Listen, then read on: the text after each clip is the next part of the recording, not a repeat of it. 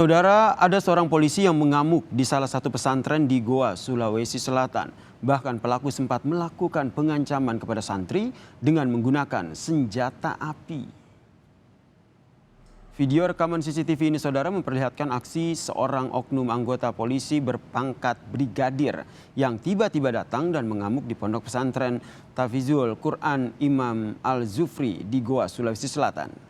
Tidak hanya mengamuk, saudara, pelaku juga terlihat menodongkan senjata api kepada 4 orang santri. Pemicu aksi pengancaman ini, saudara, lantaran pelaku kesal atas adanya insiden pelemparan batu dan mengenai rumah pelaku. Pelaku yang emosi langsung menuduh bahwa para santrilah yang melakukan pelemparan. Namun setelah diamati melalui CCTV, ternyata bukan para santri, melainkan orang yang tidak dikenal.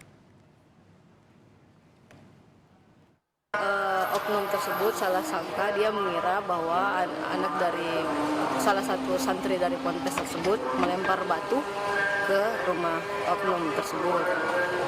Akhirnya oknum dari kepolisian itu datanglah sambil mengamuk-ngamuk bawa senjata ke pondok pesantren Imam Az-Zuhri.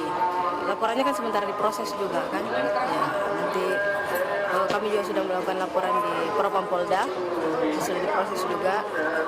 Kita tunggu saja hasil dari kepolisian.